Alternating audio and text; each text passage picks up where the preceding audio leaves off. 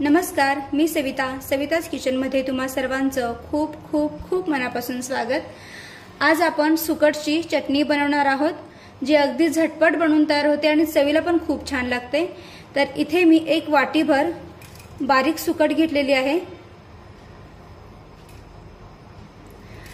आता ही सुकट सुरुवातीला आपण भाजून घेऊया। तर इथे मी गॅसवर कढई गरम करून घेतलेली आहे। आता यामध्ये ही सुकट कोरडीच भाजून घ्यायची।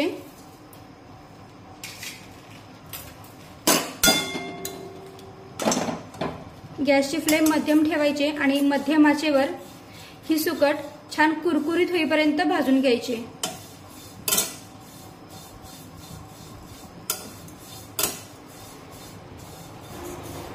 तर आता 2 ते 3 मिनिटे झालेली आहेत। मध्यम आचेवर ही सुकट मी छानपैकी भाजून घेतलेली आहे। तुम्ही पाहू शकता या सुकटचा हलकासा रंग सुद्धा बदललेला आहे आणि छान कुरकुरीत सुद्धा भाजलेली आहे। हे पहा, मस्त। आता गॅस बंद करूया आणि ही सुकट स्वच्छ धुवून घेऊया।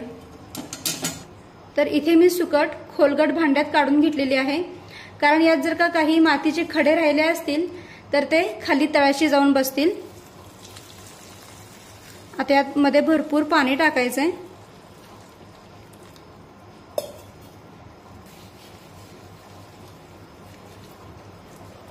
आणि 2 ते 3 वेळा अशा पद्धतीने आपल्याला ही सुकट धुवून घ्यायची। त्यानंतर कांदा आणि टोमॅटो शिजतोय तोपर्यंत ही सुकट अशीच पाण्यामध्ये भिजत ठेवायची आणि अशी वरचेवर घोळवून पिळून घ्यायची आणि फोडणीमध्ये टाकायची। म्हणजे मग यात काही माती असेल, काही कचरा असेल तर तो तळशी जाऊन बसेल।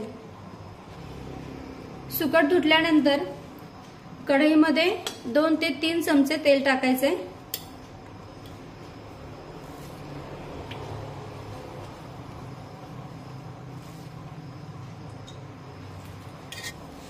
तेल हलकसं गरम झालं की त्यामध्ये अर्धा चमचा जिरे टाकूया। जिरे छानपैकी फुलून फुटले पाहिजे। गॅसची फ्लेम मध्यमच ठेवलेली आहे। जिरे छानपैकी फुलून फुटले की त्यामध्ये कढीपत्ता टाकूया। त्यानंतर 7 ते 8 लसणाच्या पाकळ्या मी इथे बारीक कट करून घेतलेल्या आहेत, त्या सुद्धा टाकूया। परतून घेऊया।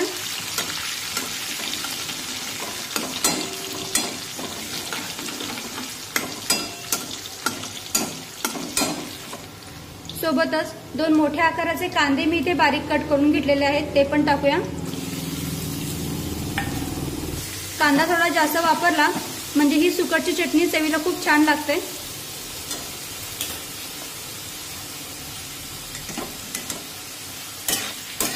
आता हा कांदा हलकासा तांबूस रंगावर आपण भाजून घेऊ।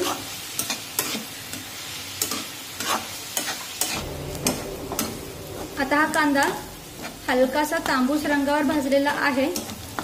तर यामध्ये एक बारीक कट केलेला टोमॅटो टाकूया। यामध्ये कोकमचा सुद्धा वापर करतात, त्यामुळे ही चटणी चवीला आणखीन छान लागते।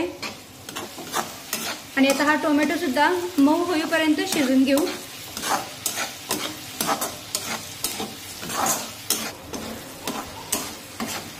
आता कांदा आणि टोमॅटो छानपैकी शिजलेले आहेत, तर यामध्ये आपण मसाले टाकूया। अर्धा चमचा हळद, 1 चमचा लाल मिरची पावडर, अर्धा चमचा गरम मसाला आणि 1 चमचा मी इथे कांदा लसूण मसाला वापरते।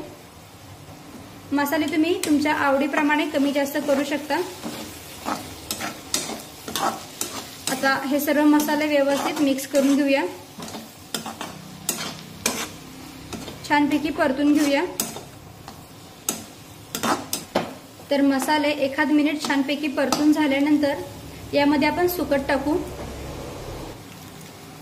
सुकट पिळून घ्यायचे आणि या फोडणीमध्ये टाकायचे।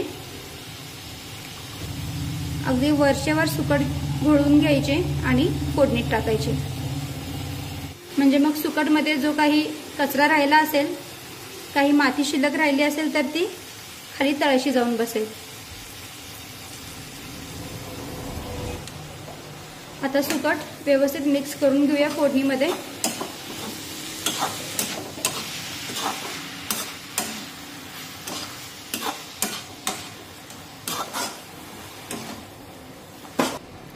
चवीनुसार मीठ टाकूया.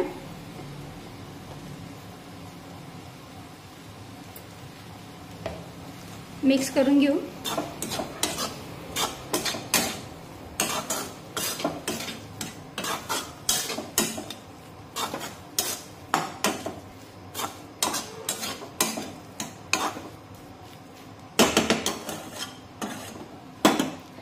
आता मिक्स केल्यानंतर यामध्ये थोडंसं पाण्याचा हक्का मारायचा आहे. फार पाणी टाकायचं नाही, अगदी थोडंसं पाणी टाकायचंय, कारण सुरुवातीला आपण सुकट जी आहे ती भाजून घेतली होती, त्यामुळे ती शिजायला वेळ लागत नाही.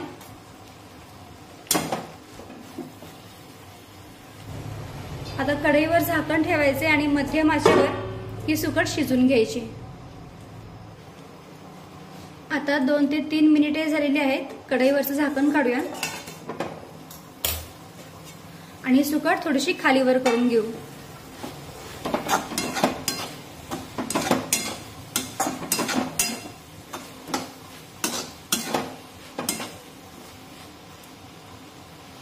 आता कढईवर पुन्हा एकदा झाकण ठेवायचंय आणि 2 ते 3 मिनिटे ही सुकट शिजून घेऊया. तर आता 2 ते 3 मिनिटे झालेली आहेत. कढईवरचं झाकण काढूया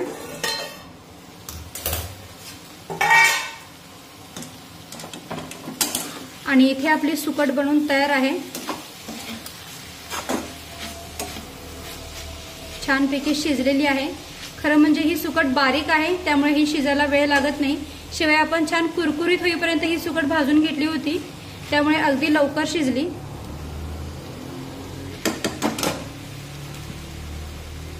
आता यावर कोथिंबीर टाकूया. मिक्स करून घेऊ.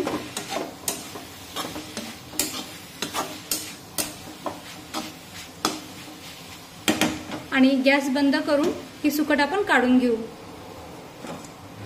तर इथे आपली सुकटची चटणी बनवून तयार आहे. गरमागरम चपाती किंवा मग गरमागरम भाकरी सोबत ही चटणी खूपच छान लागते. बनवायला खूप सोपी आहे, अगदी झटपट बनवून तयार होते. नक्की बनवून बघा. व्हिडिओ आवडला असेल तर व्हिडिओला प्लीज लाईक करा, शेअर करा आणि सबस्क्राईब करायला विसरू नका. थँक्यू.